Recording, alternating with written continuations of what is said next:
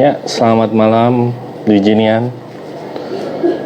Selamat bergabung kembali ke episode kedua untuk kamu tanya, kita jawab. Jadi untuk saat hari ini kita akan membahas mengenai digital transformation versus digitalization, di mana ada perbedaan antara hal kedua tersebut. Saya mengundang dulu narasumbernya, Om Lucky dari Gapai Mana.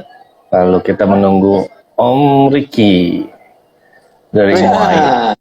Selamat malam.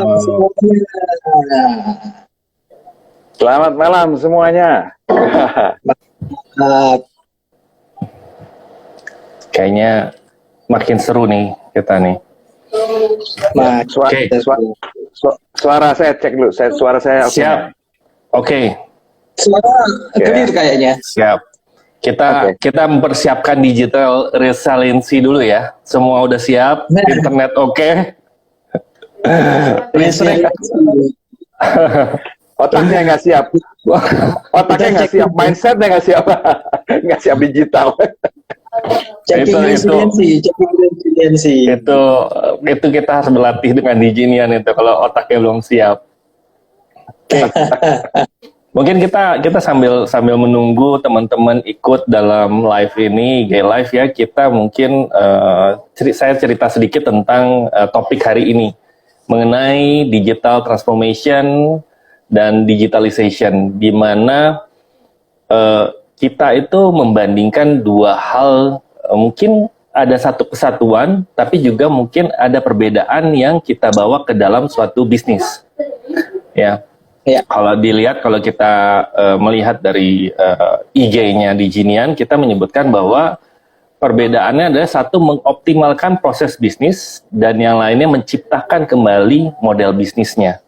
Jadi kita akan banyak bertopik ke bagian bisnis dalam digitalization atau digital transformation. Mungkin kita bisa kita ngobrol dulu lah bertiga ya. Mungkin dari Om Ricky ya, digital transformation dan digitalization tuh seperti apa ya? Yang secara bisnis tuh enak kita simple lah. Lucu-lucuannya Om Ricky kan selalu mengena nih. Iya. Tapi ntar dulu, ini udah banyak yang ngelihat belum ya? Belum ya? Belum, baru 6. Tenang. Ya, enggak bukan, maksudnya kalau ada ini Om Frank, ada tulisan-tulisan dibacain. Suka nggak kebaca soalnya jauh. Siap. Pakai ini. Ya, kalau ada salam-salam buat yang masuk ya. Oke, jadi kalau digital transformation itu mestinya transformasi ya. Jadi proses dari yang tadinya nggak digital jadi digital gitu. Ini dari tulisannya. Kalau digitalization itu merubah kegiatan analog langsung menjadi digital. Ya mungkin kayak industri robotik dan segala macam. Nanti kita bahas contoh-contohnya. Kalau transformasi digital itu yang paling sederhana, misalnya absensi tadinya pakai kertas terus pakai fingerprint gitu ya, itu transformasi digital mestinya, karena ada proses baru yang harus diikuti gitu. Itu pandangan saya ya, mungkin Om Lucky bisa tanggapi. Ya, silakan Om Lucky. ya memang menarik gitu kalau kita berbicara tadi yang disampaikan, saya nyambung ya, nyambung apa yang disampaikan Om Ricky tadi. Jadi contohnya adalah mesin absensi gitu ya, mesin absensi ini menarik. Mesin absensi yang tadinya kertas, nah sekarang jadi digital gitu ya. Fingerprint. Mesin absensi atau fingerprint ya sekarang ya, modelnya lebih banyak fingerprint. Walaupun terakhir-terakhir ini ada yang lebih canggih nih, bukan hanya fingerprint tapi yang di scan adalah suhu tubuh. Karena WF itu masuk mall begitu. Waktu lewat suhu tubuh. Ini Pak Lucky suhu tubuhnya sekian. Nah, kembali lagi ke soal kita berbicara digitalisasi. Jadi di satu sisi dengan tadinya kertas, kemudian sekarang menggunakan digital, maka terjadi sebuah proses digitalisasi gitu ya. Nah, tapi apa yang tadi disampaikan Om Riki itu benar. Jadi kalau kita cuma melihatnya dari sisi digitalisasi, yang tadinya kertas, kemudian sekarang jadi digital, tanpa kita kemudian melihat secara proses bisnis apakah ada sesuatu yang menjadi lebih efisien. Nah, kalau iya, maka bisa menjadi cikal bakal transformasi digital. Nah, ya jadi mesin absensi tadi yang tadinya kertas, sekarang ada fingerprint.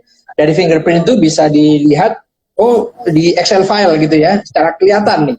Oh berarti Pak Riki ini datangnya pagi, pulangnya malam gitu ya. Nah, dari yang sederhana seperti itu sampai kita kemudian bisa mengefisienkan adalah suatu proses. Oh berarti Pak Riki ini karyawan yang bukan hanya sekedar rajin, tapi kemudian kita melihatnya ke arah produktivitas. Nah, ya kan? Kalau cuman sekedar yang tadi mesin absen dari kertas, sekarang jadi fingerprint. Kemudian bosnya cuma ngelihat, oh iya dia masuknya pagi, pulangnya malam, berarti saya anggap dia rajin. Gitu ya.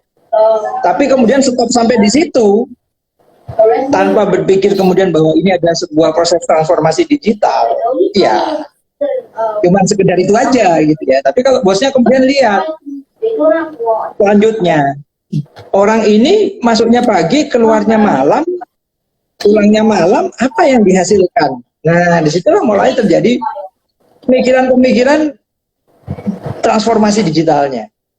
Ya, sehingga ketika bisnis mulai merasakan bahwa dengan adanya ini maka bisnisnya semakin meningkat, semakin efisien, ya kan, semakin produktif. Nah, disitulah bisnis bisa mengklaim bahwa berhasil melakukan proses digital transformasi. Gitu. Jadi saya sambung tadi dari ceritanya. Aku tambahin contohnya, Om Luki. Aku tambahin contohnya. Ada satu anak muda, ya, dia udah kerja bertahun-tahun, malam terus. Wah, pulangnya maksudnya. Kan jadi rajin toh. Terus pada satu titik tertentu dia pulangnya sore terus gitu. Nah, sebetulnya nge-tapping datanya si anak muda itu sudah bisa jadi nantinya gitu kan, jadi databasing big data diolah, nanti tiba-tiba keluar nih, kenapa nih anak kok jadi nggak suka malam pulangnya? Oh ternyata dia punya pacar baru. Kan gitu ya, kira-kira ya. Punya pacar gitu. Jadi bisa kelihatan polanya tuh. Misalnya dulu waktu belum punya pacar malam terus gitu, analitik.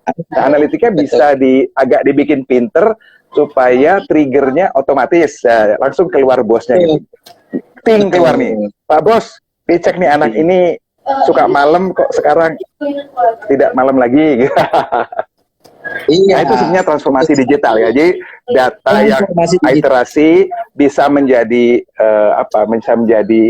Om Luki, bisa menjadi data yang berbicara, yang bisa menjadi yang bisa menjadi masukan buat bisnis ya. Keren. Punya arti. Ya. Nah, itu nyambung lagi nih, nyambung lagi. Oke. Pengalaman saya zaman dulu.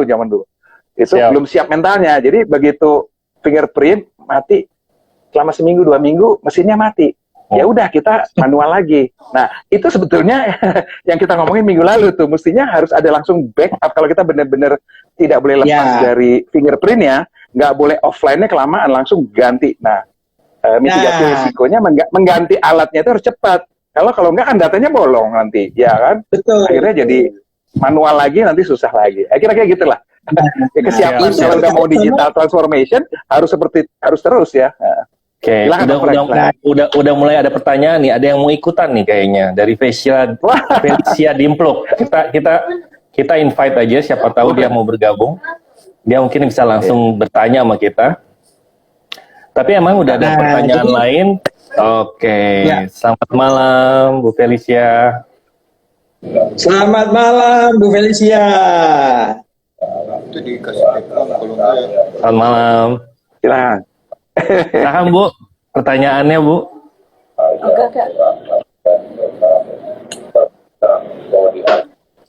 Oke, kayaknya salah pencet mungkin. Bu, ada pertanyaan kah?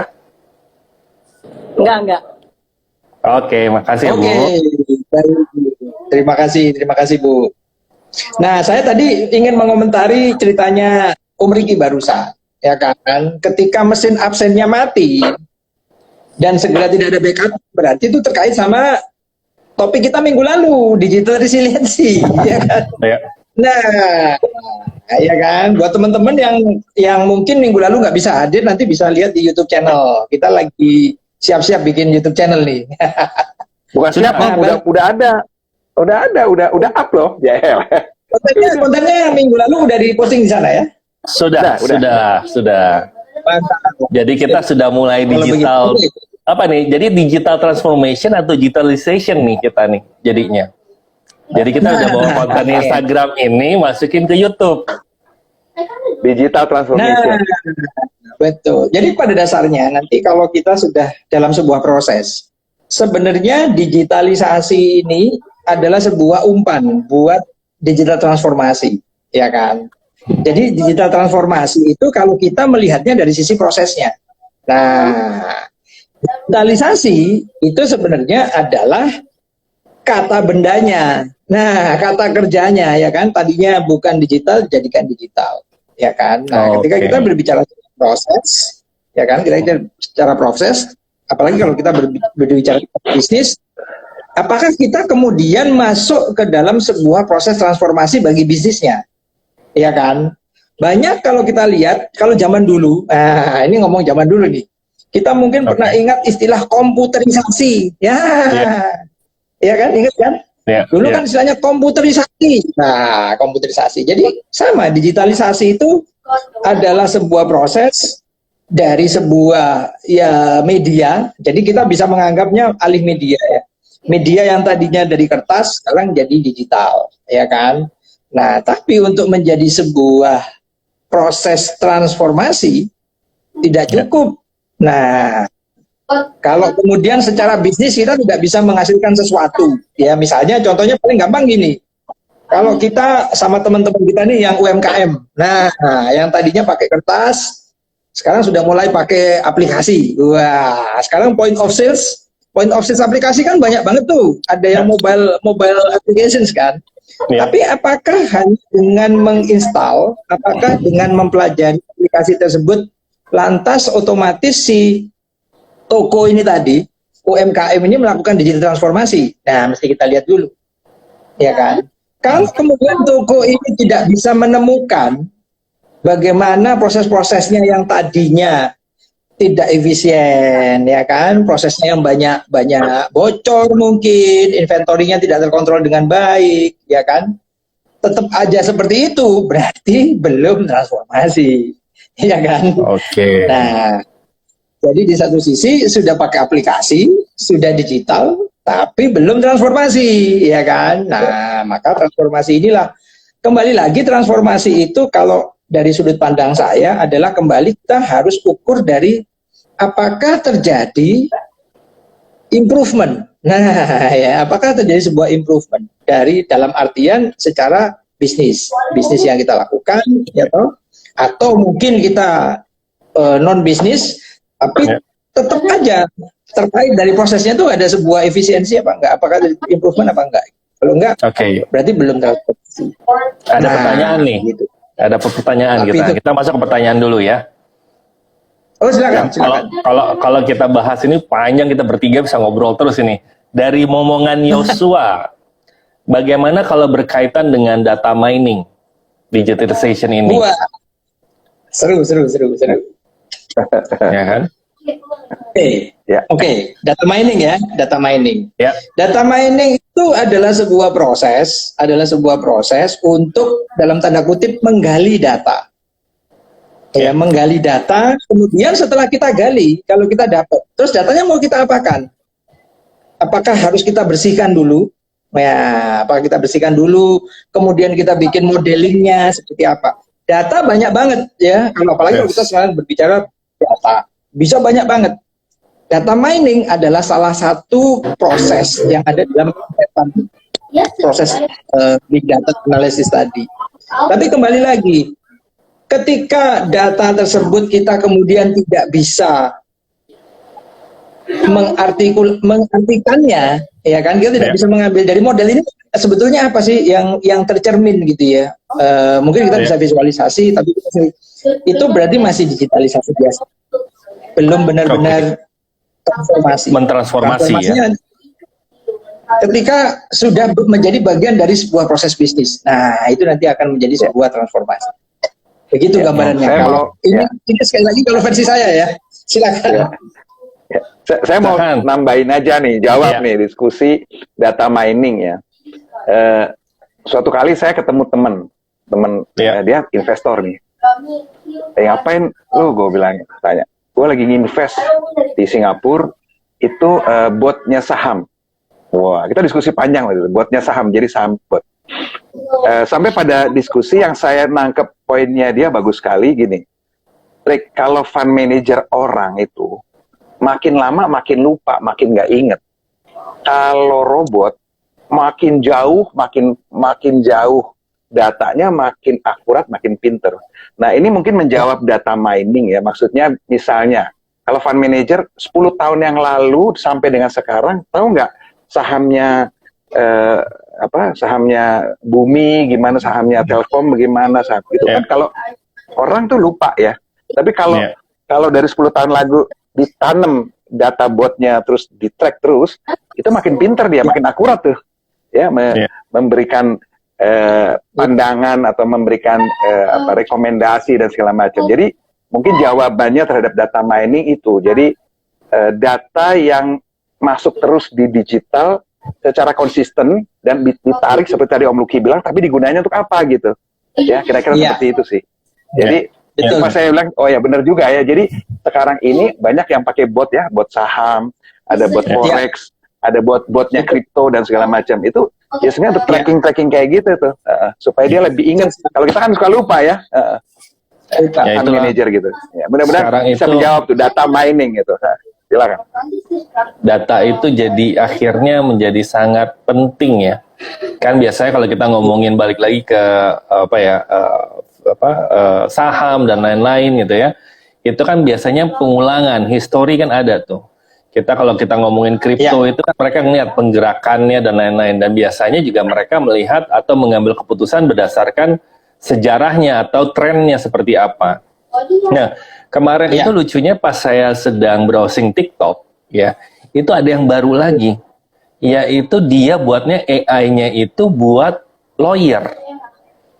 Karena data-data itu kan banyak sebenarnya, ya kan? Dan kalau lawyer itu kan secara nggak langsung kan seperti kita Google, tapi Google-nya lawyer gitu. Jadi kita tinggal tulis apa masalahnya kita, dia bisa langsung ngeluarin tuh apa aja pasal-pasalnya, apa yang kejadiannya dan lain-lain. Itu menurut saya itu menarik untuk menjadi digital transformation sebenarnya. Ya kan? Betul. Tapi yang menjadi pertanyaan, apakah ketika kita memakai bot itu atau AI itu, ketika dalam persidangan bagaimana? Nah, itu menarik, pertanyaan menarik. Masih ada gapnya ternyata kan. Kita boleh bisa jadi kayak simple lah, kita bisa ngeliat dari Google ya, meriset sendiri. Tapi ketika kita masuk ke persidangan, pasti kan kita tetap butuh lawyer kan? Iya. Betul.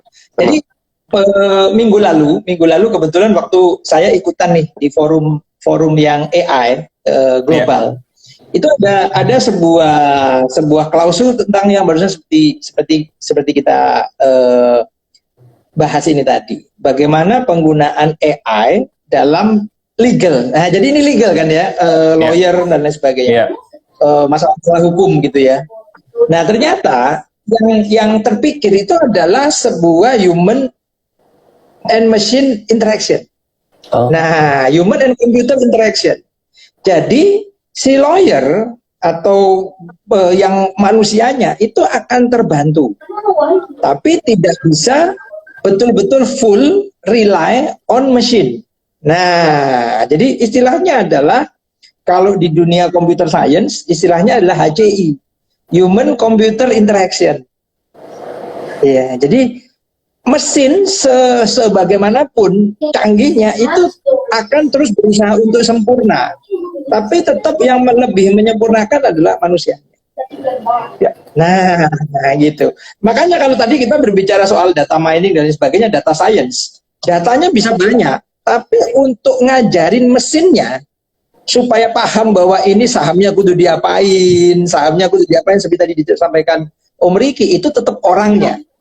Orangnya perlu mengajari mesin ini sampai sekian ratus kali, sekian ribu kali, akhirnya mesinnya bisa seperti orangnya. Ya. Nah, ya kan, kemudian orangnya belajar sesuatu lagi yang lebih baru, sehingga orangnya sebetulnya tidak pernah kalah sama mesinnya, asal orangnya mau belajar. Orangnya itu udah deep learningnya ya, itu deep learningnya ya Om ya. Wah, makanya ada deep learning ya. Betul. Jadi siap. Iya, gitu ya. Jadi memang kalau kita berbicara digital transformasi itu sangat-sangat luas, apalagi sekarang semuanya digital, ya kan? Kita bangun pagi aja sudah digital, mau tidur digital lagi, gitu kan? Jadi ini yang menjadi pemicu gitu ketika kita berbicara digitalisasi, digital transformasi, usahakan memang digitalisasi lakukan semaksimal mungkin. Itu aja. Ya. Kalau bisa digitalkan. Itu aja. Setelah itu nanti ini nyambung. kita masuk ke transformasi. Ya, silakan. Nyambung Om Frank yang di persidangan itu gimana? Ini ide lucu-lucuan aja nih ya. Ya.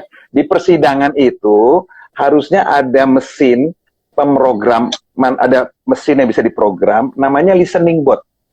Dia hanya mendengarkan aja, mendengarkan ngomongan-ngomongan dengan language yang bagus. Nah, omongan itu ditangkap, didigitalkan. Jadi nanti akan keluar kata-kata mukul. Nah, kalau mukulnya sampai banyak berarti apa gitu ya. Kalau misalnya apalah, saya nggak tahu ya. Misalnya ngomongin macam-macam lah, bicara. Intinya kalimat-kalimat yang ada di sidang itu direkam bisa, ya, direkam bisa. Tapi tidak cukup direkam, didigitalkan, kemudian diproses seperti tadi Om Luki bilang, diajarin sama si lawyer kalau ada kata-kata, kalimat-kalimat apa yang bisa membantu si lawyer dalam menyederhanakan keputusan-keputusannya. Kan biasanya kalau lawyer kan mesti argue ya, argumen-argumen. Jadi kan kalau dengerin kan lama lagi, ya udah didengerin, terus nanti keluar rekomendasi, ada poin satu, keluarnya ini bisa lawan dengan pasal segini, lawan segini. Yang kedua, dia begini-begini, lemahnya di sini, keluarnya gini. Jadi gitu. Nah, menurut saya listening bot itu harus dibuat. Keren. Jadi pakai language yang biasa, bahasa Indonesia atau apa gitu. Sedikit masuk ke sainsnya ya. Yeah.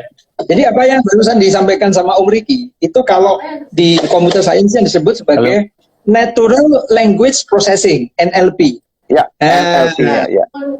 Jadi dia bisa ngomong, bisa baca teks, bisa apa saja. NLP, Natural Language Processing. Ya, beda dengan neuron yang programming itu ya, NLP. Nah, dari NLP yang Natural Language Processing, maka dilakukan NLU, Natural Language Understanding. Nah, habis diproses, di understand. Nah, habis untuk itu NLA. Dari proses menjadi understanding, inilah peran manusianya. Gitu. Karena komputernya nggak understand. Komputer itu tidak bisa understand. Nah, ini yang kita seringkali salah kaprah ya. Dipikir komputernya yang pintar. Enggak. Komputer itu nggak bisa understand. Yang understanding itu tetap orangnya. Gitu. Ya. Jadi NLP itu dari processing ke understanding. Orangnya yang harus ngerjakan. Ini menarik nih.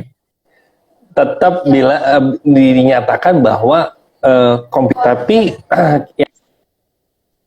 apa yang terjadi kalau misalnya kayak kemarin tuh kejadian AI-nya itu akhirnya belajar untuk buat bahasa sendiri. Nah itu gimana itu? Apakah dia memang akhirnya learning, mengerti, atau memang di otaknya aja ya karena dia belajar dia nggak ngerti juga. Yang penting dia mengetahui bahwa dia mau mempercepat prosesnya. Maka itu dia menciptakan, mengertinya enggak, dia mau ngapain juga pasti belum tentu tahu juga kan? Gitu. Nah, yang kedua mau yang saya tambahin adalah Google itu kemarin saya lupa deh berapa lama yang lalu tuh dia ngeluarkan tuh yang speech recognition-nya dia tuh. Jadi dia itu bisa di-tap, bisa ditelepon gitu ya. Waktu itu contohnya adalah kita mau motong rambut gitu. Ya, kita mau mesen nih, mau registrasi nih gitu. Nah, itu itu udah sampai proses mana? Apakah itu hanya berarti itu udah digital transformation kah? Atau mendigitalisasinya doang? Karena prosesnya udah berubah nih. Jadi pada dasarnya, pada prosesnya secara umum itu sudah mix gitu ya, itu sudah mix. Jadi pada dasarnya kembali lagi ke konsepnya. Jadi konsepnya itu adalah mesin itu harus di-train. Makanya sebutannya machine learning.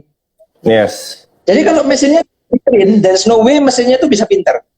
Ya. Nah, nanti kalau teman-teman tertarik untuk nonton, bisa cari di YouTube cerita tentang AlphaGo. Nah, DeepMind, AlphaGo, DeepMind itu prosesnya Google. AlphaGo itu permainan yang dari Korea itu, yang kompleks banget.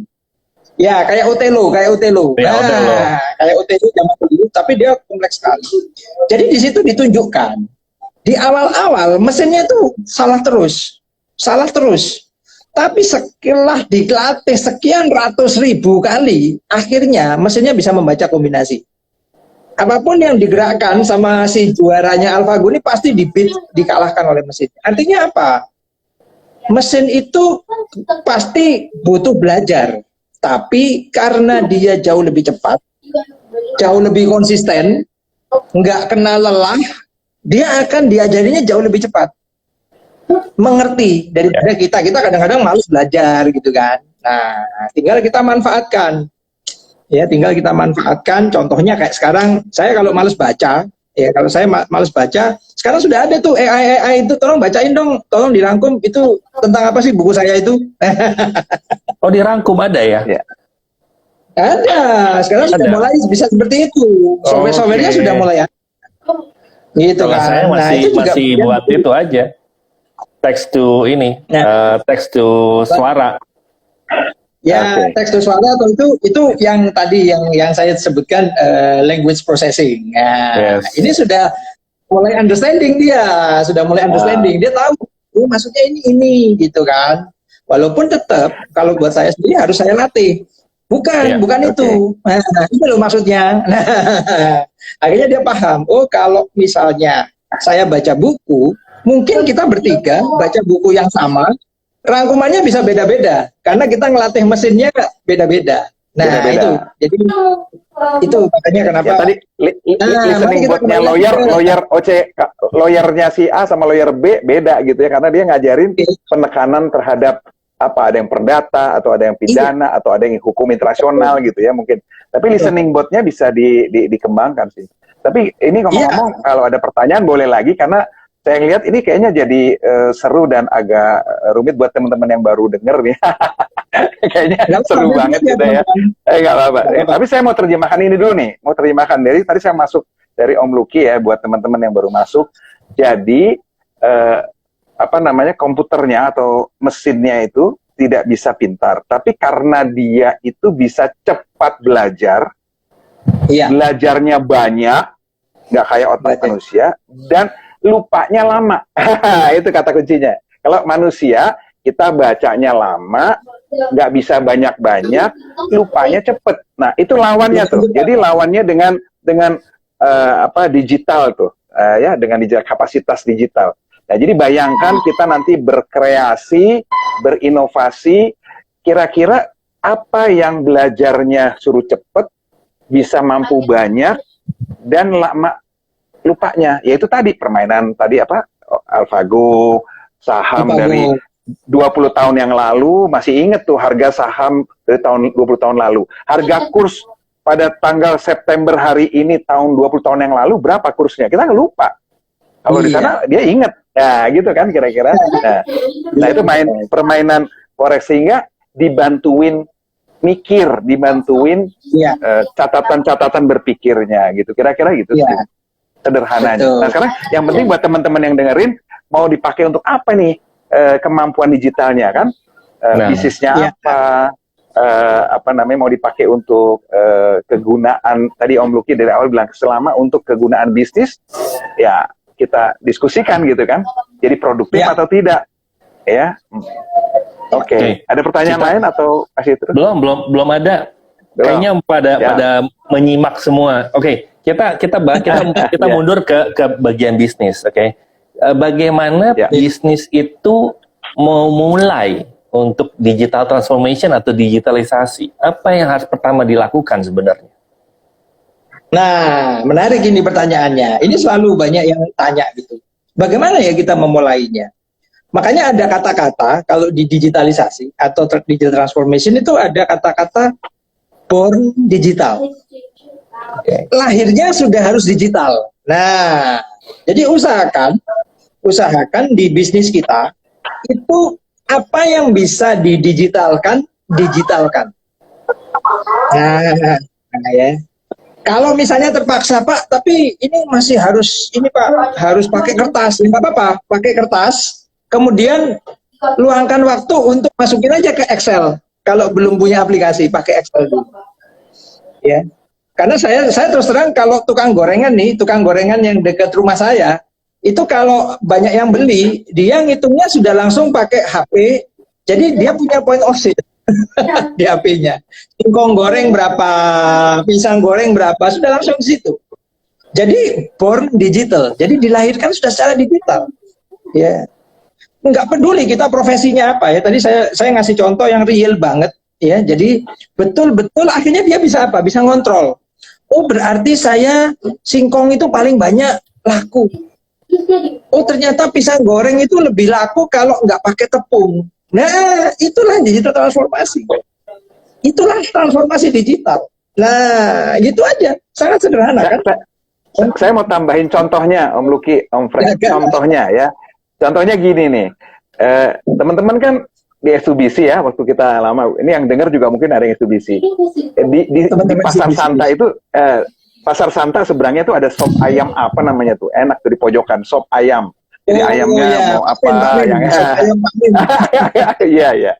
Nah, yang saya surprise Klaten kan. Yang saya surprise suatu kali saya datang setelah makan, saya mau bayar, dia pakai itu bikin bonnya pakai handphone loh, hebat loh. Jadi udah ada kan ayam apa ini. Jadi tinggal dia ceklik aja berarti udah masuk database dia tuh.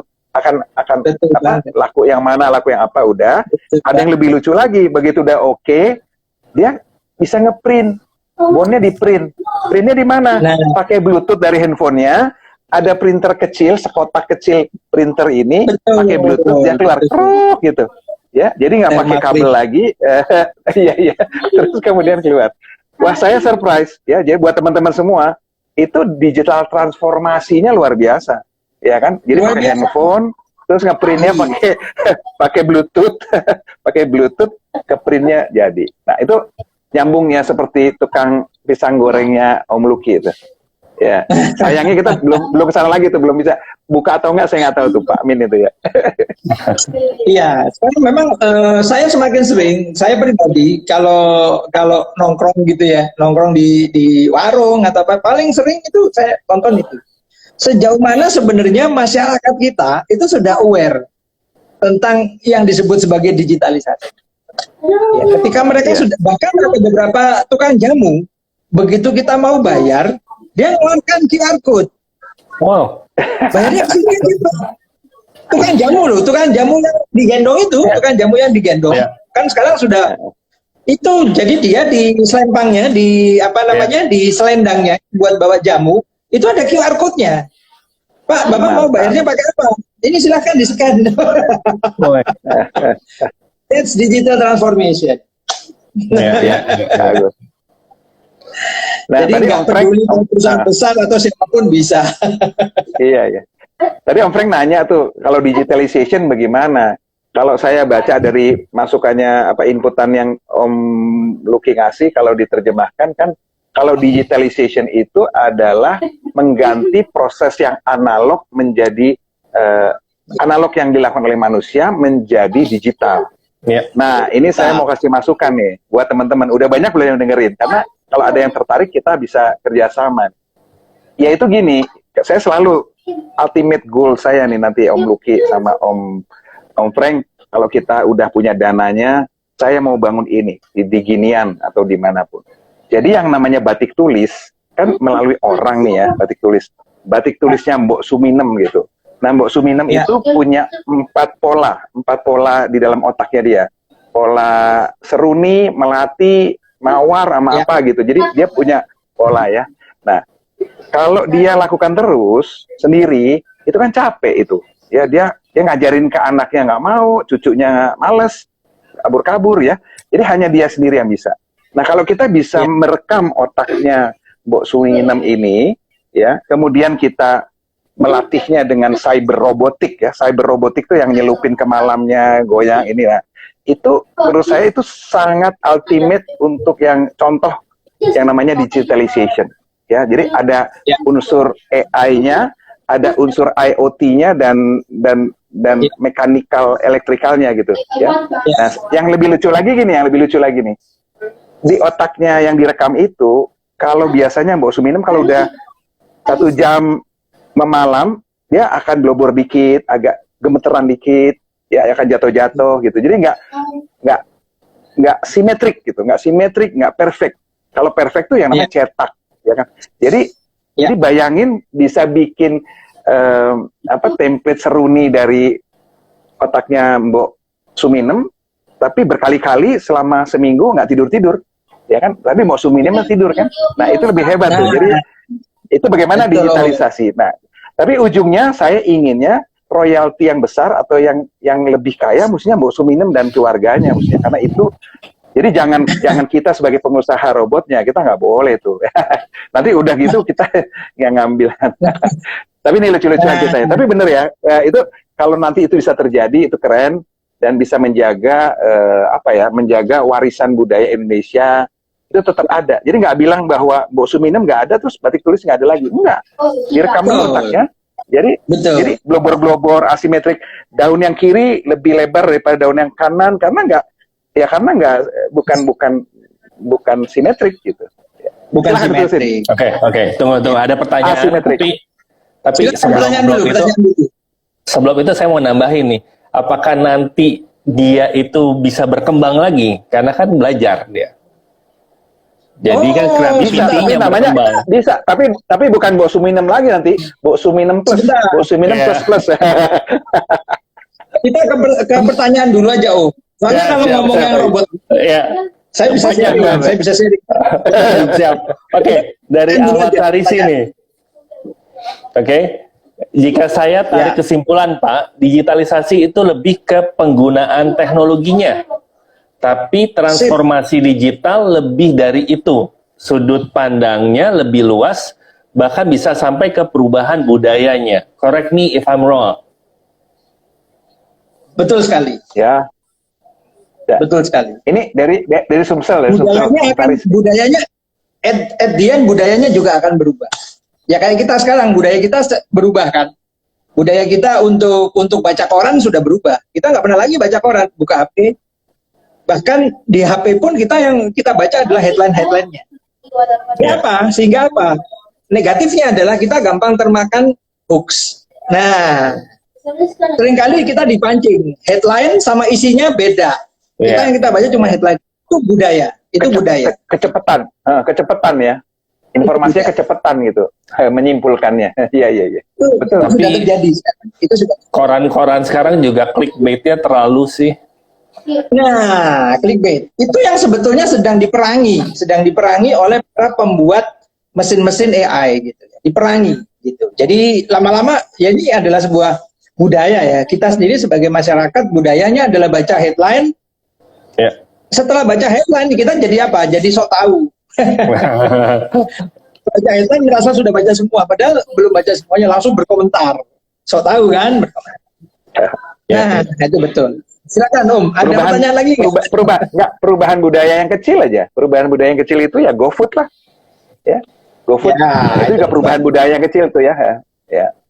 Yang tadinya kita mesti beli ke tempatnya atau kayak gitu, ada sarana untuk menerjemahkan atau budaya mager. Jadi mengintegrasikan itu dikumpulin, nyari, itu makanannya datang langsung, bayarnya juga pakai GoPay, itu budaya. Iya. Menurut saya mungkin dipercepat oleh pandemik ini juga ya, dipercepat oleh pandemik jadi tambah Ya.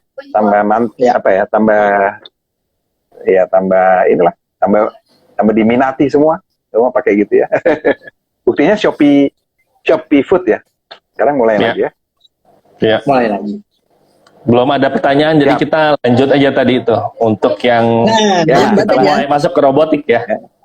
Ah, Ke Yang batik tadi ya, saya Ya. komentari ya. ini Apa yang Ya. tadi? ini investasi masa depan ini kita nih, investasi masa depan ini. Ya. Sekarang saya ceritain nih, yang saya sharing. Jadi apa yang tadi disampaikan sama Om Riki itu sudah ada. Tuh, Sudah ada. mantap. Sudah ada. Bahkan lebih fenomenal lagi itu sudah yang dalam bentuk lukisan. Jadi yang tadi human computer interaction. Jadi Mbok Sumi tadi polanya dipelajari oleh mesin.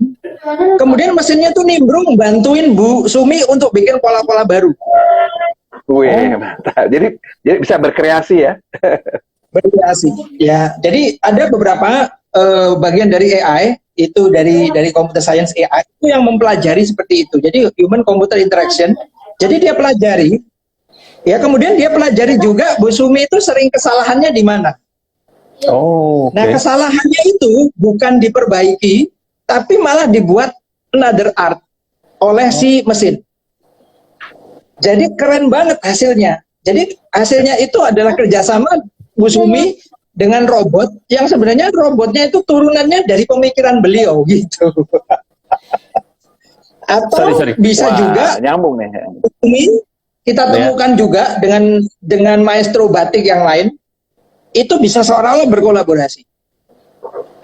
Nah, berkolaborasi sama-sama bikin pola batik baru.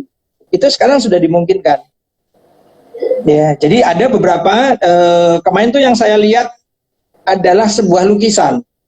Lukisan yang diambil dari modelnya si Rembrandt. Rembrandt pelukis Belanda dengan Ya. segala gayanya itu ditiru, dipelajari oleh si mesin. Kemudian mesinnya dikasih dalam tanda kutip dikasih challenge. Coba kamu gambarkan suasana seperti ini tapi pakai gayanya Rembrandt. Dia persis bikin kayak gayanya Rembrandt. Jadi gaya Rembrandt ya, gila. Gayanya Iya. Rembrandt itu kelihatan ya. Wah, hebat. Jadi kita bisa cerita dia kuat. Jadi seakan-akan Rembrandt masih hidup terus untuk melukis gitu ya, kira-kira ya. Seakan-akan iya gitu. Jadi sekarang sudah sampai di sana. AI itu sudah sampai di sana. Bahkan sekarang itu yang saya juga agak tercengang itu adalah gini. Kita punya ide, kita males nulis. Ya kayak kita ini ngobrol bertiga kan, tapi kita malesan nulisnya. Terus kemudian kita perintahkan si mesin, kamu dengarkan ya live kita di Ginian malam ini, nanti kamu tuliskan ceritanya seperti apa. Dia akan nulisin dia akan bikinkan seperti itu. Ya, Dari itu sudut listening bot pandangnya tadi dia. itu. Ya, itu listening botnya itu. Nah, jadi dia belajar, jadi dia language processing dari yang kita sampaikan, kemudian dia understanding berdasarkan ininya dia, kemudian dia akan mulai mulai gambar. Oh, tadi yang dibicarakan tuh kayak ini loh. Gitu. Nah, itu serunya di situ. Nah, balik nih Om Luki. kalau kita Balik ke Om Sumi. Nah, Balik ke Mbak Sumi ya. Mbak Sumi itu ini kaitan dengan usaha nih, karena kita digital seru tapi ke usaha. Bayangkan nanti Mbak Suminya itu bisa istirahat dengan keluarganya, royaltinya, botnya, cyber robotiknya ada di rumahnya dia punya 2-3 ya, jadi tapi harganya nggak jadi murah, harganya tetap kayak Mbak Sumi karena untuk balikin si robotnya gitu ya, jadi value-nya tetap tinggi ya, kelangkaannya tetap ada, kelangkaannya ya, jadi karena batik tulis gitu, tapi bisa lebih cepat gitu, bisa lebih cepat bikinnya, dan yang pasti Mbak Suminya nggak pegel, nggak kan aku sendiri kan, dia langsung melakukan. Nah ini udah dibantuin sama cyber robotiknya itu. Ya saya rasa itu sih, ada dua kalau kita lagi mau bikin startupnya nih, ada dua nih, yang satu merekam otaknya, yang satu lagi bikin cyber robotiknya Om Luki, karena ngelupin malam, jepitin kainnya, ini gini gitu, jadi mekanikal ininya lah, ya supaya jalan gitu. Kalau dua-duanya bisa jadi, keren. Nanti saya nabung, kalau ada uangnya saya mau invest di situ. Nah, yang tertarik kita ngobrol. Kalau kita misalnya dari cerita ini barusan, kita lebih jauh lagi, siapa tahu kan kita punya topik, ada topik. Kalau Om pernah dengar istilah blockchain kan? Blockchain pernah dengar ya, istilah blockchain. Nah, di dunia blockchain yang seperti itu tadi, ada yang namanya NFT. Non-fungible token. Non-fungible token. Nah, yang tadi karyanya Mbok Sumi tadi, itu kalau di blockchain base masuknya disebut sebagai NFT. Nah, jadi artinya apa? Tadi Om Riki menyampaikan sebuah permasalahan yang sekarang memang sedang terjadi. Pertanyaannya adalah, apakah kemudian karyanya itu harus menjadi lebih murah karena sudah dibantu oleh mesin, atau justru menjadi lebih mahal? Nah, ini masuk sebagai etik. Nah, jadi ada AI ethics, etika. Itu sedang banyak dibahas. Ya, makanya kemudian keluar NFT. Artinya apa? Soal lebih mahal atau lebih murah, yang memutuskan siapa? Yang bisa menghargai karyanya. Nah, jadi Mbak Sumi nggak bisa lagi. Mbak Sumi nggak bisa lagi, harganya harus sekian. Ya nggak laku. Atau sebaliknya, kalau harganya cuma segitu, ternyata harganya harusnya lebih tinggi. Nah, itu NFT itu. Mantap. Ya. Nah, itu larinya ke ekonomi kreatif ya. Jadi ke ekonomi kreatif, lukisan, batik tulis, desainer dan segala macam itu bisa dipertahankan value-nya ya. Keren. Mantap. NFT itu di situ, NFT itu non-fungible token istilahnya. Kalau di dunia blockchain. Nah, ini kita ngelanjutin lebih ya. Berarti kan kalau misalnya si robotnya itu kayak tadi ya, dia bisa mengikuti gayanya Rembrandt, ya kan? Berarti si robot itu bisa diajarkan untuk menggambar sama dong. Kayak kita membuat lukisan palsu berarti. Betul. Bisa. Betul. Makanya larinya ke etik tadi. Gitu. Bisa. Pasti bisa. Etik tadi. Betul. Bisa saja gitu. Akhirnya apa? Lukisan itu jadi seolah tidak ada harganya karena bisa dilakukan oleh robot. Ya kan? Nah, itu larinya ke etik itu tadi. Oke, ada pertanyaan. Oke. Ya, halo dari Muhammad Iqbal. Halo para mentorku. Semoga sehat terus Om Riki, Om Luki, Om Frank. Pas nih Om Riki, menurut mentorku semua how to educate perusahaan dan market share kita untuk adaptasi dengan AI atau inovasi kita. How to educate perusahaan dari market share untuk adaptasi dengan AI atau inovasi kita. Ini berat. Gimana tuh Om Frank? Terjemahannya gimana? Gimana terjemahan pertanyaannya gimana? Pertanyaannya sih. Jadi bagaimana kita mengedukasi pasar bahwa lebih baik menggunakan AI daripada orang lain. Ini kan kita ngomongin udah mulai AI nih ya. Jadi kan masuk ke job replacement sebenarnya. Penggantian pertanyaannya itu ya, manusia. Pertanyaan itu ya. Gitu. Bagaimana saya mereka coba jawab dulu ya, diadaptasi ya, adaptasi ke AI. Silakan, Om Riki. Saya jawab dulu ya. Jadi kalau kita bisa lihat itu, saya sudah kirim ke Om Frank sama Om Luki juga itu wawancaranya si John Doerr sama siapa itu waktu itu. Dia ditanyain kan, masa depan ini baru ya, kira-kira. Jadi John Doerr tuh yang bikin buku Measure What Matters itu ya, yang OKR itu ya. Ini tahun 2018, jadi dia usianya udah 70-an. Dia ditanyain kan, masa depan bisnisan digital apa gitu. Dia bilangnya, peganglah AI gitu. Jadi yang saya mau menekankan, jadi jawabannya itu, ya nanti terjemahan dari jawabannya, ya diutamakan AI sih. Nah, jadi itu Om Frank coba diterjemahin, apakah tadi pertanyaan bisa terjawab. Jadi kuncinya memang AI-nya itu masa depan. Nah, buat teman-teman yang dengerin, kalau memang ada kemampuannya bikin startup AI, ya yuk bikin, itu masa depan. Cuman tinggal nanti AI-nya untuk apa ya Om Luki ya? Nanti kemana nih dia iterasi datanya mau apa gitu ya? Mau di untuk Tokopedia bisa, mau untuk di lalu lintas bisa, untuk kesehatan bisa ya. Sama dua gini, John Doerr ngomong AI dan penekanannya lebih banyak ke health. Ya, Ya, dia Betul cerita sekali. tentang retina kalau retina dilihat retina apa mata kita langsung bisa ketahuan kita sakit apa, kurang apa dan segala sakit. macam ya. Contohnya itu. Nah, kira-kira dia jawabnya ke AI sih. Itu AI, itu AI Dibahas dulu, semuanya. bahas dulu pertanyaannya, Om Frank. Bahas dulu pertanyaannya, Iya. udah menjawab belum tuh? Seharusnya sih udah ya Om ya. Cuman mungkin kita berikan suatu tambahan example gitu ya, biar kita bisa perpanjang juga pertanyaan ini. Kalau saya ngelihatnya, saya Menarik. jawab ya.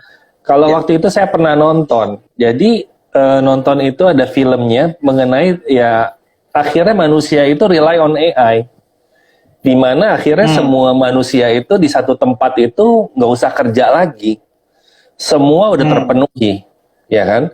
Jadi kita bisa ya menikmati hidup gitu loh. Biarkanlah si AI ini yang bekerja, misalnya bertanam lah untuk melakukan pekerjaan yang berat.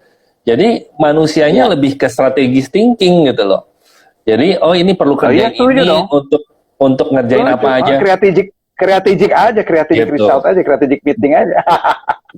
Ya kan? Jadi jadi yang nggak kerja usah- ya AI itu. Iya. Jadi menurut saya AI itu sangat penting gitu loh. Tapi kalau kita ngelihat dari beberapa kayak dari Facebook si Mark, dia akhirnya memberhentikan AI-nya karena dia melihat something's wrong gitu loh. Karena saya nggak tahu ya, karena mereka cepat banget belajarnya ya, nggak bisa kita tahan. Kita berpikir nanti kayak ada Terminator, mereka will destroy us gitu kan, gitu. Ini AI ini sangat menarik sih. Kita nggak tahu karena kita kayaknya manusianya pun juga belum siap. Bagaimana? Apakah memang manusia itu udah siap untuk di AI-kan gitu loh? Ya, saya tanggapi dulu nih ya supaya nggak salah. Menurut saya setuju sama Om Frank, nanti semuanya di AI-kan ya. Manusia tuh dimudahkan, tinggal menikmati hidup. Tapi keputusan hasil AI-nya masih di manusia. Contoh. AI-nya dengan IoT-nya udah menghasilkan buah mangga yang paling enak, buah semangka yang paling bagus. Begitu harvest, begitu panen, kan keputusan untuk mau dimakannya kapan, mau dijualnya kemana, segala macam masih manusia loh. Tapi alat bantu untuk membuat standarisasi pisangnya baik dan segala macam itu udah bisa AI ya. Menurut saya mau bikin baju, mau bikin bok suminem, bok suminemnya itu ya. Tapi begitu jadi batik tulisnya kan mau dijual kemana, mau dijualnya bagaimana, itu masih ada manusianya. Jadi menurut saya manusia masih menguasai keputusan menurut saya. Dan keputusan itu harus keputusannya yang strategis, harus kreatif resultnya. Jualan.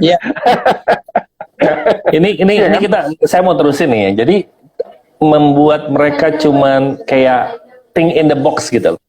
Apakah mereka tidak bisa belajar akhirnya out of the box? Akhirnya berpikir bahwa ya kalau bisa nanti dia juga akhirnya mengambil keputusan sendiri dong. Apakah kita melakukan pencegahan? Siapa nih? AI-nya atau manusianya? AI-nya enggak menurut saya. AI-nya dibatasin. Misalnya AI hanya urusannya membuat dari bibit menjadi hasil yang maksimal. Saya rasa cukup di situ. Tapi manusianya akan berkreasi toh. Misalnya pisang dicampur mangga jadi pisang rasa mangga, atau misalnya lucu-lucuan ya. Tapi bisa keputusannya bisa di manusianya. Atau pisangnya mau dibikin setengah mateng karena mau untuk digoreng atau apa gitu, itu bisa diatur oleh manusianya. Tapi menurut saya AI-nya tidak diajarin untuk lebih pinter. Tapi benar itu bahayanya kalau ada di alat tentara alutsista apa namanya? Senjata. Kalau senjata bahaya. Ya bahaya itu maksudnya robot yang bisa membawa senjata jalan-jalan gitu. Nah itu yang bahaya karena begitu korslet dikit di Indonesia bisa balik nembak ke arah kita. Lucu-lucuan. Nggak, Indonesia suka jagainnya nggak bener, nanti korslet dikit alarasnya kebalik nanti. Kalau kita ada beberapa scholar AI itu yang menyebutkan bahwa AI sekarang itu masih di tahap yang sangat awal gitu ya. Jadi si Andrew Ng, kalau mengikuti Andrew Ng bilang AI itu nanti akan menjadi seperti electricity, seperti kita listrik. Kan kita nggak pernah sadar kan listrik itu kan. Pokoknya yang penting kita beli kulkas, ya kan, beli TV, macam-macam. Kita sudah nggak peduli lagi akan listrik, gitu kan. Nah, Iya, sama betul. dengan tadi pertanyaan yang sebelumnya, kenapa bagaimana caranya membuat mereka aware terhadap AI? Itu sebenarnya tidak perlu. Nggak perlu. Kita nggak perlu membuat orang aware terhadap AI, itu nggak perlu, justru. Iya, justru nggak perlu. Karena orang, apalagi user itu sudah merasakan, ya kan? Ketika kita ngaca gitu ya, kita ngacanya pakai HP, kemudian HP-nya bilang, kamu bagusnya pakai lipstick yang ini loh, kamu bagusnya pakai foundation yang ini, gitu kan? Nah, itu sudah AI. Itu udah terjadi. Tanpa kita harus mengatakan bahwa kamu harus AI, nggak perlu yang kayak itu, justru membuat orang bingung kalau menurut saya. Nggak perlu. Jadi yang justru yang kita tunjukkan manfaatnya aja. Manfaatnya aja. Itu setuju. Ya, jadi AI pada dasarnya itu masih di early stage. Ya, terlepas dari ada beberapa pengembangan yang ketika tadi diceritakan, tapi kembali lagi, kayak tadi misalnya pisang macam-macam. Kalau AI-nya sudah canggih, orang tidak lagi tertarik makan pisang kok, nggak lagi tertarik makan mangga. Cukup makan satu kapsul, dia pingin kapsul saya rasanya gulai yang paling enak di dunia, sudah rasanya kayak gitu. Itu kalau AI-nya sudah canggih ya. Nah, jadi artinya apa yang ketika kita berbicara AI, kita tidak boleh lagi pakai pemikiran yang sekarang. Jadi nggak kena akhirnya. Kita jadi kayak berkhayal kan, kita berkhayal. Ketika AI itu jadi, kita kadang-kadang mungkin nggak perlu makan. Kita ngelihat screen, kita sudah kenyang sendiri. Iya kan? Kita ngelihat screen, ngelihat gambar mangga, mangga itu rasanya kayak gini ya, seger banget mangganya.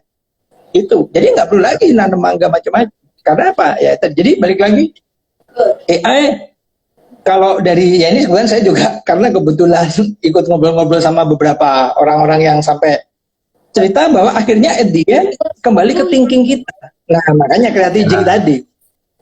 Nah, kembali ke thinking kita akhirnya. Thinking itu adalah misteri yang terbesar itu di thinking kita. AI itu sih jauh banget dari orang berpikir. Ya kan? Jadi kalau orang berpikir, makanya kan kalau kita belajar hipnoterapi macam-macam kan kita diminta mensugesti diri kita bahwa ini manis banget loh, padahal itu pahit ya. Kita disuruh itu bukan pahit, itu manis gitu kan gitu. Someday ketika thinking itu sudah seperti itu, ya kita nggak perlu lagi AI, sudah tidak perlu kita perlukan lagi kan, karena sudah bisa semuanya. Nah, ini nyambung di autonomous car, ya kan? Itu kan juga dengan AI diajarin kan. Tahu nggak bedanya autonomous car di Indonesia sama yang dari Eropa? Kalau yang dari autonomous car yang dari Indonesia, begitu lampu merah hijau, ya, yang kuning dia ngebut, gitu. Kalau nggak, ini lucu-lucuan, jangan ditanggapin. Karena yang ngajarin kuning hajar gitu. Kalau di luar negeri kuning berhenti gitu. Jadi ya, itu bedanya. Nanti kalau naik mobil autonomous car yang kuning bablas itu pasti iterasinya dari Indonesia tuh diajarinnya. Nah, Oke. Ini ada lanjutan dari digitalisasi dan digital transformasi. Iya, itu ini ada lanjutan dari Muhammad Iqbal nih, Om Lucky nih, khusus Om Lucky nih. Jadi harus selalu be the first dong ya Om Lucky. Apakah kita harus menjadi yang pertama untuk hal jadi kalau AI ini? Nah, kalau saya selalu bilang begini, kalau kita dulu adalah be the first atau be the one. Nah, kalau nggak bisa jadi yang pertama, jadilah satu-satunya. Ya, sekarang ketika terjadi kecepatan, kita be the first itu sudah nggak relevan lagi. Karena pas sekarang kita pertama, besok sudah ada lagi yang nyusul. Artinya apa? Bukan lagi be the first, tapi be the future. Nah, itu yang lebih cocok. Be the future. Jadi harus ke depan mikirnya, kayak Elon Musk, saya akan mendaratkan orang di Mars. Ya kan? Coba kalau kita misalnya mikir, buat apa ya orang mendarat di Mars? Nah, future banget kan dia berpikirnya kan? Mungkin dia nggak kesampaian, dia sudah meninggal, dia nggak tahu bahwa orang itu kapan sampainya di Mars, ya kan? Ya, jadi apakah harus the first?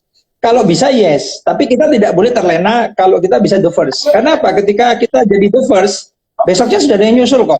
Nggak lama lagi sudah ada yang nyusul, bahkan bisa melampaui kita. Jadi harus be the future, bukan lagi the first. Be the future, tapi jangan lupa sesuatu yang di future itu harus kita dekati dari sekarang. Harus kita dekati dari sekarang.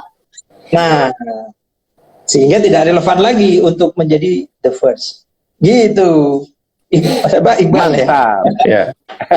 Kalau saya ngelihatnya adalah kalau kita ngomongin startup itu harus memiliki unfair advantage supaya kita selalu terdepan. Karena selalu kan, kita selalu di depan gitu.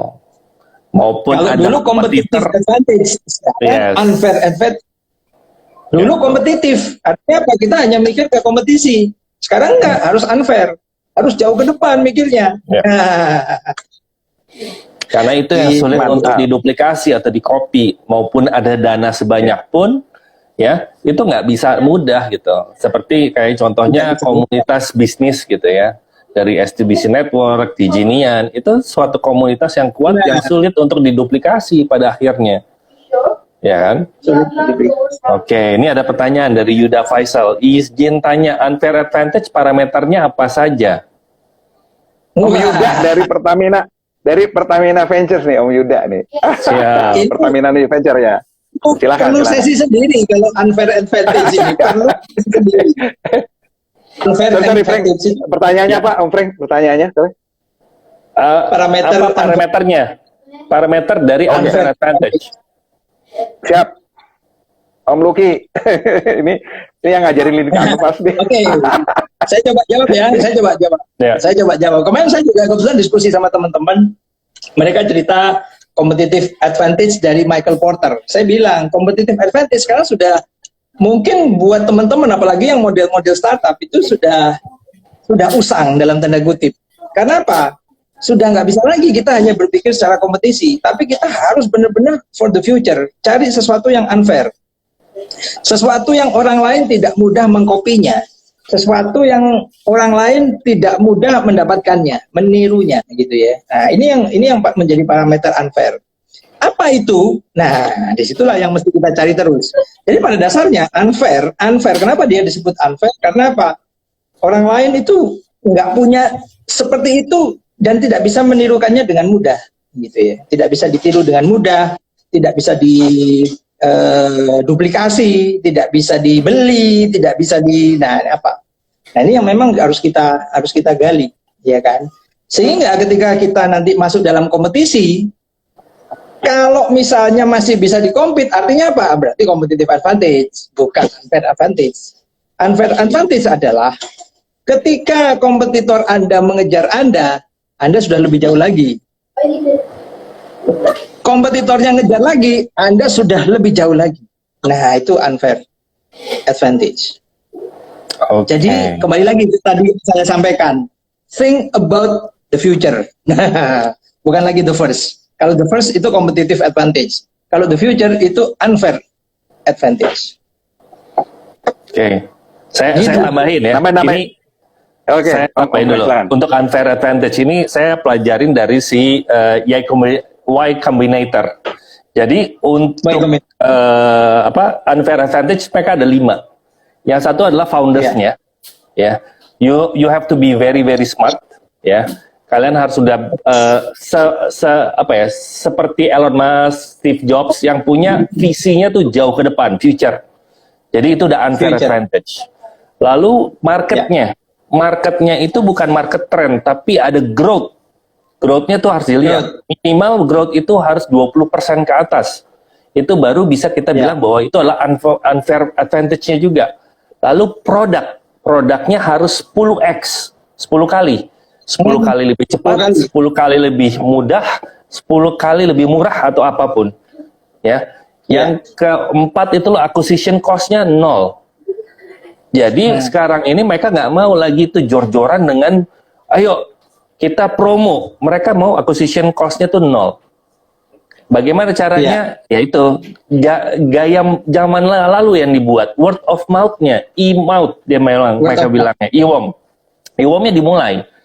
Karena dengan testimoni, dengan semuanya tuh mereka tuh akhirnya lebih berkembang lebih cepat dan akhirnya cost akan menurun. Nah, yang nomor 5 terakhir adalah monopoli. Jadi ya be the one. Ya Be kan? the one. Gitu. Jadi kita udah mempunyai visi the future, punya growth market yang besar, punya produk yang 10 kali lebih daripada kompetitor, ya kan? Acquisition cost 0, ya habis itu udah pasti kita bisa dibilang kita udah monopoli pasar. Nah, itulah unfair advantage yang harus kita bangun dari sekarang ini. Ya. Seperti itu. Ya. Om Riki, Om. Ya, jadi saya mau ngomongin yang tadi tuh, udah harus monopoli ya. Jadi Elon Musk bikin tour ke luar atmosfer, keluar bumi. Ternyata Virgin bikin juga. Ya ada 2, ada 1 lagi, jadi 3. Udah susah-susah ya, udah bikin susah-susah. Ya ternyata masih ada 3. 1 lagi saya lupa. Jadi ada 3 tuh yang bikin tour keluar bumi, tour keluar atmosfer. Ya itu ya cuma muterin aja gitu di luar gitu. Jadi orang benar-benar pengen lihat dari buminya, lihat dari jauh gitu, dari angkasa luar gitu. Itu kan Virgin Atlantic Tour-nya udah ada ya. Kemudian ada si Elon Musk lagi bikin dan ada 1 lagi lupa saya. Jeff Bezos. Saya lagi mau oh ya Amazon itu. Saya lagi mau bikin jadi rapnya Virgin Atlantic Tours gitu. Daftarnya lewat Traveloka bisa, lewat Traveloka. Ya mau jalan-jalan muter doang gitu ya. Oke, jadi saya rasa Om Frank sangat komprehensif ya untuk unfair advantage itu ya. Tapi kalau saya dari versi saya ya far distance itu saya merangkum dari Om Lucky bilang. Jadi far distance gitu. Jadi harus ada jarak yang cukup panjang untuk jarak untuk cukup panjang untuk cukup jauh untuk bisa diikuti oleh yang lain. Tapi jawabannya benar. Jadi visinya yang jauh dari si foundernya gitu kan. Bikin produknya yang memang belum jauh ada gitu. Tapi begitu ada akan bikin nanti gitu. Iya. Nggak boleh berhenti mikir. Kira-kira gitu. Parameternya nggak boleh berhenti. Jadi far distance gitu. Distance-nya harus cukup jauh gitu. Kira-kira itu aja sih jawabannya. Mudah-mudahan Om Yuda bisa terjawab nih mudah-mudahan. Unfair advantage ya. Gila ini memang. Ini zamannya udah beda ini. Tapi kalau monopoli saya kurang setuju ya. Kalau monopoli saya kurang setuju karena idenya benar dari Y Combinator bilang ujungnya monopoli, tapi kita nggak bisa bilang kok monopoli atau enggak. Mungkin monopolinya itu dalam artian you're the one gitu. Mungkin maksudnya seperti mungkin. itu. Jadi, atau di masa tertentu dia masih sendiri, tapi nanti juga harus terjadi. Di awal-awal kalau di contohnya dalam tanda kutip unfair advantage itu bisa aja kita dapat hak atau kita hanya 1 yang pegang license-nya cuman kita. Nah, itu bisa jadi unfair advantage. Iya, makanya dari Red Virgin Atlantic Tours di Indonesia unfair advantage buat kita. Itu di awal bisa menjadi unfair advantage, tapi mungkin yang penting begini, kembali lagi kalau soal distance tadi ya.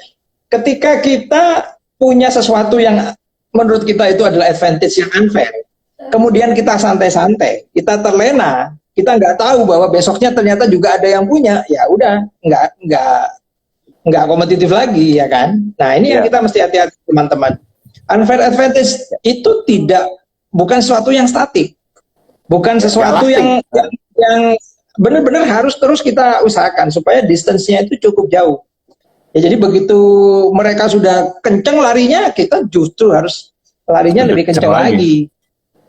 Nah, caranya gimana? Wah, itu nanti another session ya.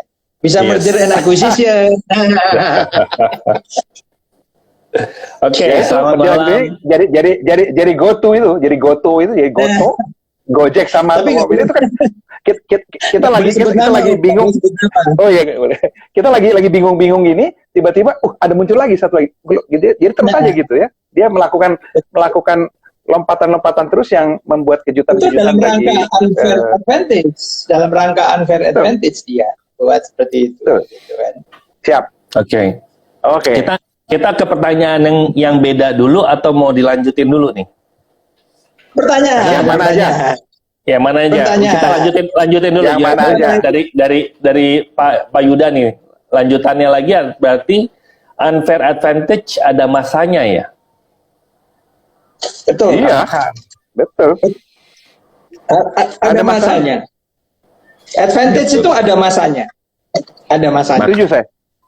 Makanya selalu kita harus ke depan lagi, berpikir lagi, menambahkan power lagi ya. Kalau kita ngomongin AI, AI-nya dididik lagi lebih lama biar lebih cepat untuk nangkepnya, untuk berkembang berarti ya.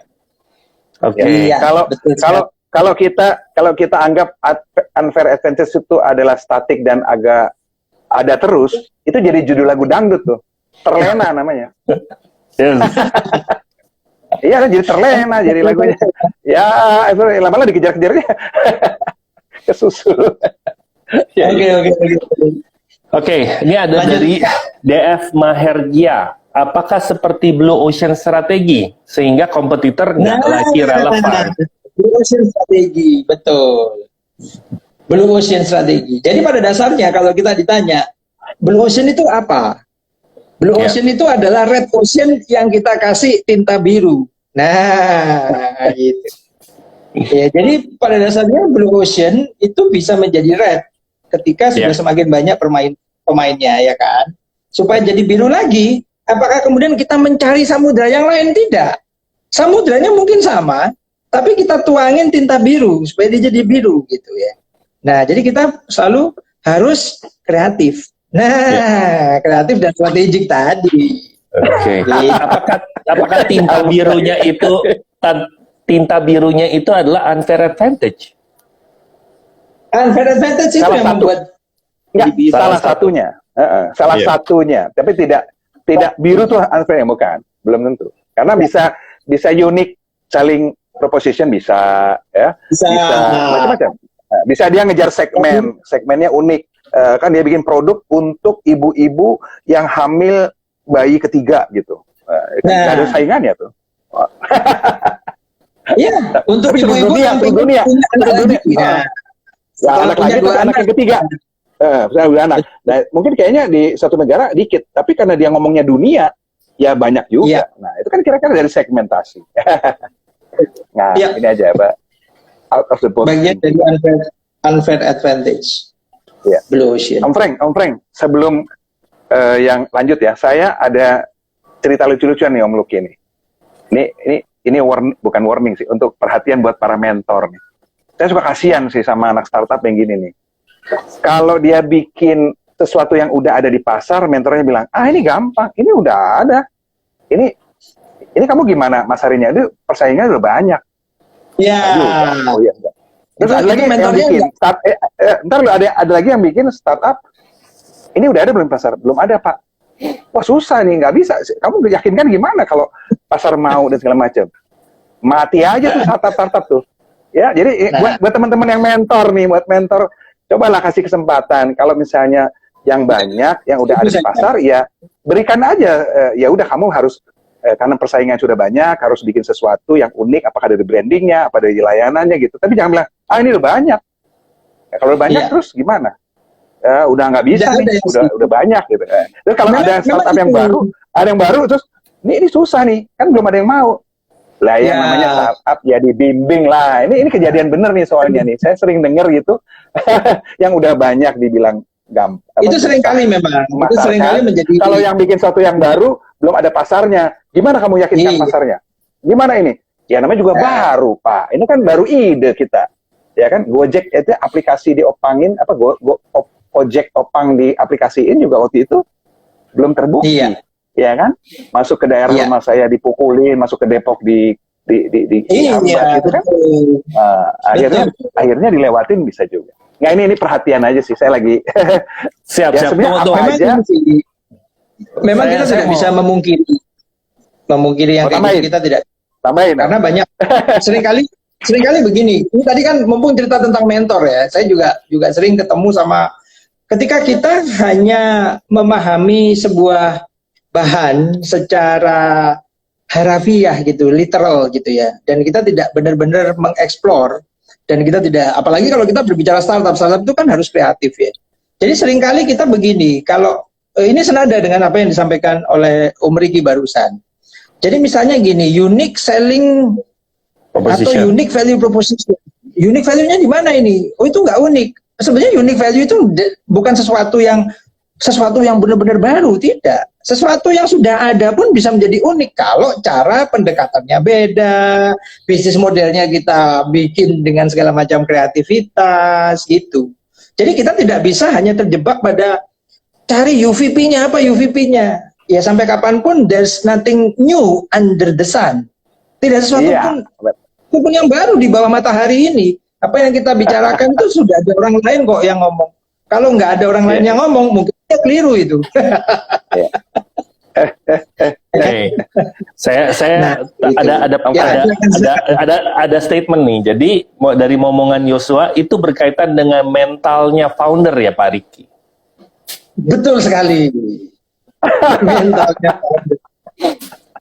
Mentalnya founder nggak boleh kalah dengan pasti mentoring. Kalau memang kalian sebagai foundernya itu kuat, ya harusnya dilawan dalam arti yang simpatik, dalam komunikasi yang bagus. Ya udah, nggak ada yang bisa menghambat mimpi kalian kok, ya kan? Saya selalu bilang mentor itu bukan penentu usaha kalian loh. Mentor hanya mendampingi loh. Kalau mentor itu membuat keputusan startupnya itu juga salah. Saya selalu ngingetin itu. Jadi mentor itu hanya advising, hanya dampingin. Keputusan tetap ada di pengusahanya karena kalian harus berlatih untuk membuat keputusannya, ya kan? Oke. Ya itu. Betul. Mantap. Saya ada pertanyaan. Dari Manado nih. Saya ada pertanyaan nih buat kalian berdua nih.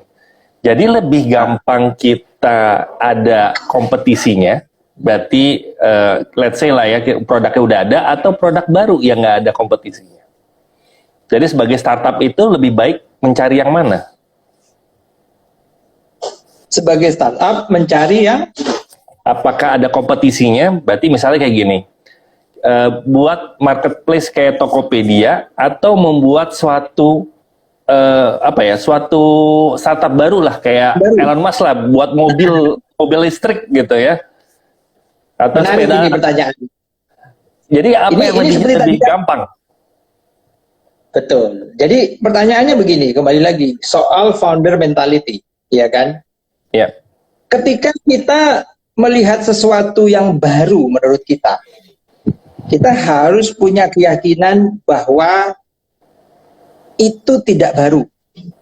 Kita harus punya keyakinan bahwa ada orang lain di belahan dunia yang lain yang sudah melakukannya. Nah, ini akan membuat kita melakukan riset. Kita melihat. Dan ketika kita tahu sudah ada orang yang melakukannya, jadilah tertantang untuk membuat sesuatu yang berbeda. Nah, jadi dua hal ini sebetulnya sama-sama bagusnya. Kalau kita misalnya, Pak, saya mau membuat ride hailing. Kemudian kita di-challenge, kan sudah ada Grab, sudah ada Gojek. Oh, sebentar, saya ride hailingnya adalah untuk saudara-saudara kita yang difabel. Itu ada di Jogja. Nah, di Jogja ada ride hailing khusus untuk saudara-saudara yang difabel.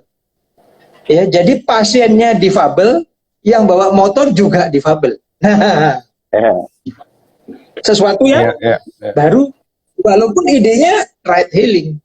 Tapi kalau kita, misalnya kita mentor langsung, jangan bikin ride hailing, kan sudah ada Gojek, sudah ada Grab. Oh, sebentar. Nah, itu, jangan nyerah dulu, jangan nyerah, itu maksud saya. Para founder, pada CEO-nya jangan langsung nyerah. Betul, cari sesuatu yang, nah itulah yang disebut sebagai unique value proposition. Jadi unique value proposition itu necessarily kita dapat bahwa ini sesuatunya beda. Kalau sesuatu yang beda, challenge lah. Kalau saya bikin sesuatu yang beda, seberapa cepat orang lain juga akan bikin seperti yang saya bikin. Nah, supaya unfair-nya. Nah, kembali lagi ke apakah kita punya mindset, apakah kita punya mentalitas sebagai seorang founder yang sejati. Ya. Kalau kita sudah bikin, terus kemudian ada orang lain bikin, kemudian kita, saya tak ganti ide. Ya, ini berarti bukan founder. Ya, teman-teman sekedar entrepreneur pedagang gitu, it's okay lah, nggak apa-apa, bukan founder tapi. Ya, ya. Nah, jadi jawabannya pertanyaannya Om Frank harus dijawab kan. Jadi lebih mending mana yang di dalam sudah ada kompetisi dalam percaturan apa bisnisnya atau sesuatu yang baru gitu. Ya. Kalau saya pribadi, saya senang ditantang untuk yang baru sih.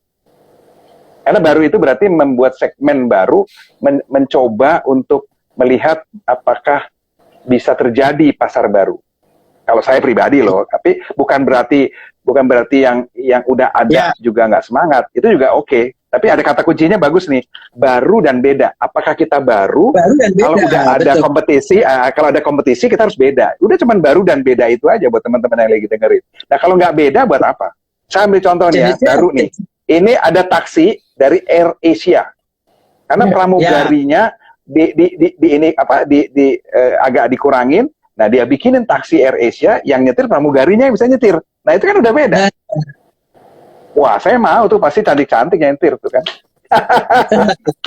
Nah, itu sudah jadi pembeda. Itu beda berarti kan? Itu kan beda berarti kan? Tapi bukan baru. Tapi bukannya Air Asia itu akhirnya kerjasama dengan Gojek ya? Bukannya ada akuisisi dia? Makanya akhirnya itu nggak tahu. Nah, itu kan masalah bisnisnya. Tapi yang ditampilkan di dalam komunikasi, ya itu yang nyetir pramugari yang bisa, ya udah itu aja. Kan itu kan perception in masyarakatnya. Ya. Dalam iklan kan ada yang emosional, ada yang logikal. Nah emosionalnya dimasukin dulu, wah keren nih. Ya, kan?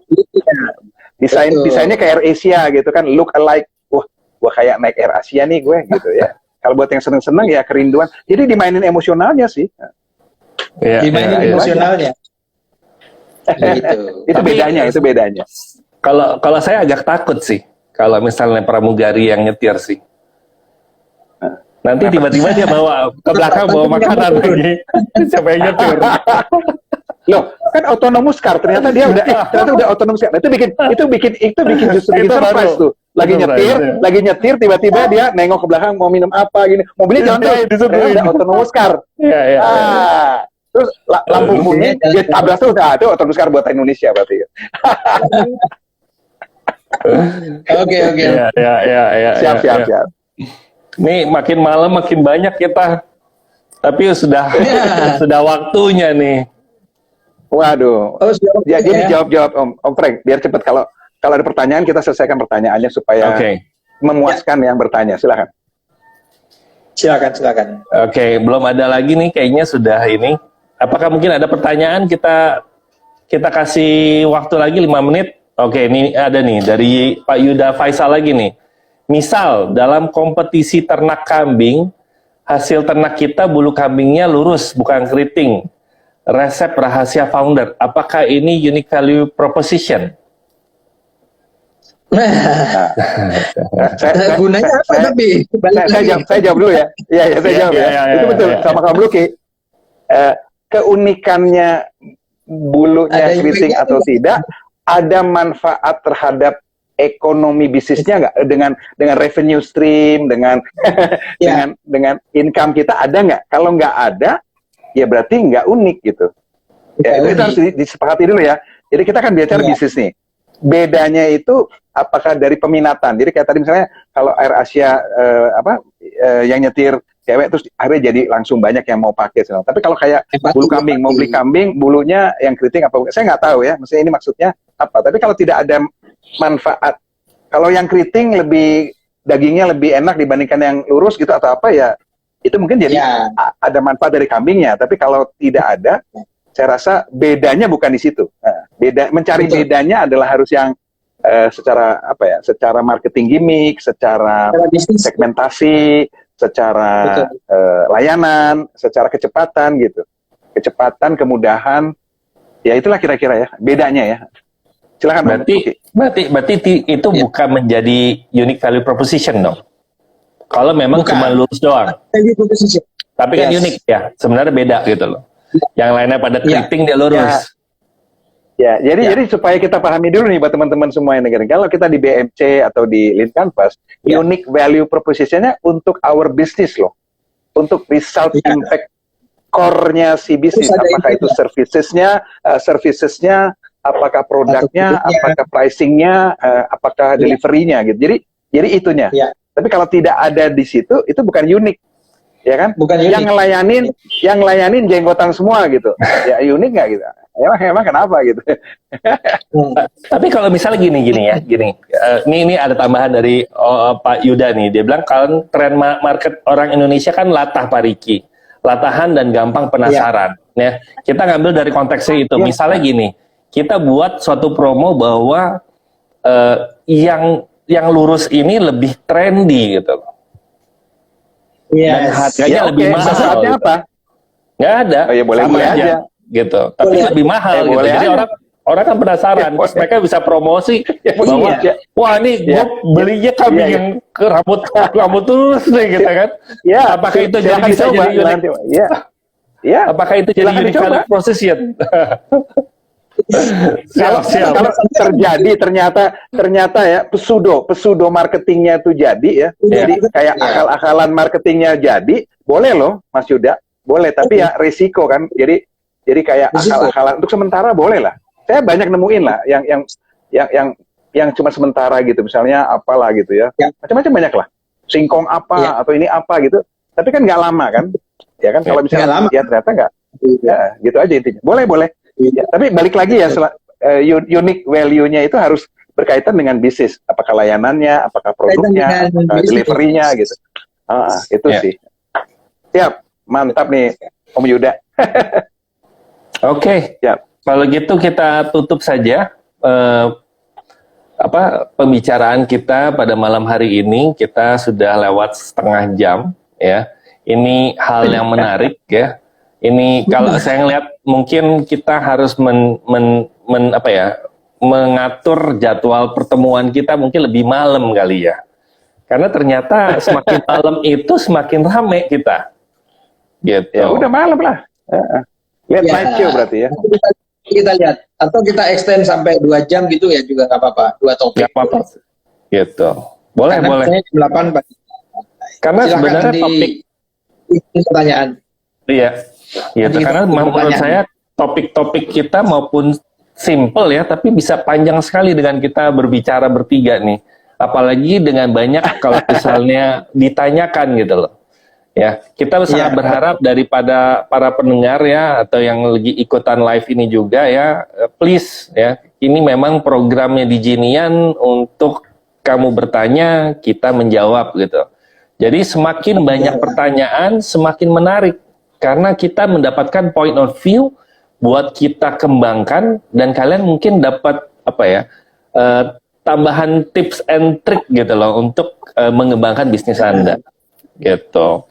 Jadi jangan kita sambil menutup ya, ini digitalization, lalu digital transformation itu sangatlah penting untuk masa depan.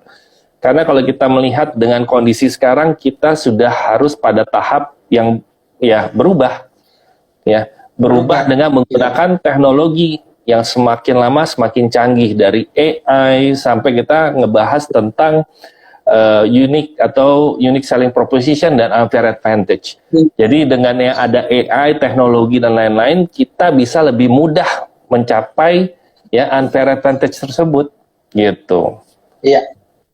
Oke, boleh tanya yang lebih berbeda, yaitu apa pengaruh modal terhadap mimpi usaha yang besar? Ini terakhir nih. Gimana? Sebelum kita tutup, boleh tanya apa pengaruh modal terhadap mimpi usaha yang besar? Mimpi. Ya. Ini sebenarnya saya mau lebih dalemin dulu nih. Modalnya modal apa dulu nih? Modal intelektual, modal uang, ya, modal nyali, ya. Ini harus lebih spesifik. Karena kalau saya bilang ya, modal itu semakin besar modalnya itu semakin bisa membuat mimpi kita menjadi nyata. Misalnya kita modal nyali nih, dengan modal dengkul kita usaha, lihat aja banyak orang yang dengan modal dengkul itu akhirnya bisa berhasil. Bob Sadino dan lain-lain tuh dari have nothing gitu loh. Dari dia punya nyali, dia jualan, dia berkreasi ya, kreatifnya jalan, eksekusinya jalan, udah nyampe dia. Modal usaha terhadap modal usaha berarti uang ya. Benar ya, teras Pringgonani ya. Oh, ini jamu di Malang ya. Oh, Berarti modal usaha. Jamu Modal dari usahanya. Malang ya. Jadi anggaplah uang ya. Terhadap mimpi usaha yang Ya. besar. Ya. Silakan. Ya, Oke. Saya jawab ya. Ya, Om Riki dulu lah. ya. Ya. Kalau ada lagu How Deep Is Your Love, ini ada lagu How Big Is Your Dream. dikaitkan dengan modal usaha. Saya kok nggak ngelihat ya, maksudnya gede-gedean mimpi dengan modal usaha nggak begitu menurut saya. Jadi ya kalau mimpinya kuat, mimpinya besar, ya tentunya nanti untuk mewujudkan harus modal yang besar. Tapi bukan berarti harus ada modal besar baru jadi mimpi besar kan gitu. Nah ini pertanyaan harus clear nih. Berkaitan atau tidak? Pasti berkaitan. Kalau mau membesarkan usaha, pasti perlu modal besar. Tapi kalau bicara mimpi usaha yang besar, mimpi loh ya. Jadi ya tadi Om Lucky ngomong futures, ngomongin dream-nya atau goals yang besar, saya rasa enggak. Ya bikin aja financial projection-nya, bikin pitch deck yang bagus. Yes. Kalau Anda yakin ya Anda cari investor, bisa visi, bisa PE, bisa Om yang kaya dan tidak sombong mau bantuin kalian gitu. Ya. Yang penting didetailkan rencananya. Mimpinya dibikin untuk supaya orang yang punya uang percaya bahwa mimpinya itu bisa terlaksana gitu. Menurut saya ya. Jadi uangnya bukan di depan itu. Silakan. Iya. Betul. Jadi pada dasarnya kita tidak boleh salah kaprah gitu ya. Kita tidak boleh salah kaprah terhadap kata-kata butuh modal besar. Itu adalah sebuah excuse. Itulah sebuah alasan untuk kita tidak ingin mewujudkan mimpi. Jadi, itu butuh modal besar. Ya, modal besar tidak akan pernah tersedia tanpa kita melewati modal-modal yang kecil-kecil, gitu ya. Nah, nanti pada saat kita mulai mencoba mewujudkan mimpi tadi, nah, mulai kita bikin komitmen. Nah, ya kan. Oke, komitmennya adalah seperti ini. Saya akan meluangkan waktu. Akhirnya apa? Modal itu dalam tanda kutip akan datang sendiri. Tanpa bermaksud saya mengecilkan bahwa modal itu nggak penting. Bukan. Modal itu memang penting. Tapi modal bukan yang terpenting. Nah, jadi kalau konotasi pertanyaannya itu adalah seolah-olah bahwa mimpi yang besar membutuhkan modal yang besar. Ya, tanpa modal yang besar kita tidak bisa punya mimpi yang besar. Nah, ini yang menurut saya agak kurang pas gitu ya. Nah, silakan Anda bermimpi yang sebesar mungkin, tapi kita juga harus punya rencana bagaimana kita mewujudkan mimpi yang besar itu. Nah, gitu ya. Jadi jangan sampai modal besar itu jadi alasan. Kenapa kok tidak diwujudkan mimpinya? Iya Pak, mimpi saya kan butuh modal yang besar. Nggak ada yang mau ngasih saya modal yang besar. Nah, jadinya nggak mengena gitu ya. Nah, gitu sih kalau dari saya. Nyambung. Ya. Okay. Sama itu, Om Lucky. Itu sama dengan apa yang dibilang oleh momongan Yosua. Usaha besar pasti modal itu akan datang sendirinya. Ya. Nah, kalau saya selalu bilangnya di awal yang kita pelajarin dari ITP itu, yaitu kita mimpinya apa, seberapa besar. Kita end game-nya apa nih? Kalau kita ngobrol ini, end game-nya apa? End game-nya. Gitu. Dan after end game it's your dream. ada lagi game-nya. Gitu. Nah, itu end game-nya di mana, lalu kita balik lagi dengan diri kita sendiri. Ya. Kita ngomongin startup. Startup itu selalu bermulai dengan kita bilangnya bootstrapping, dengan ala kadarnya.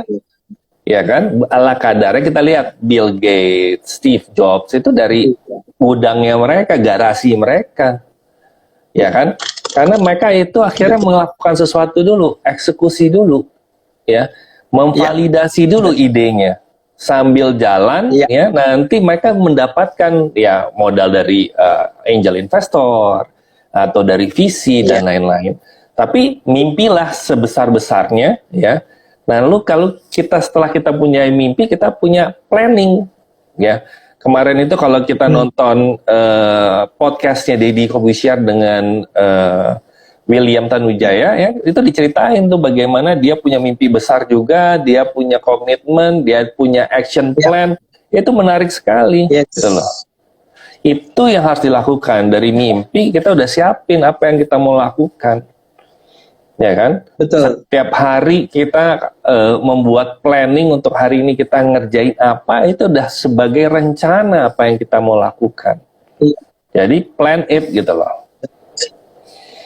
Gitu. Ya. Oke, jawaban dari Terang Springlani, iya siap, paham. Terima kasih coach, lagi down semangatnya.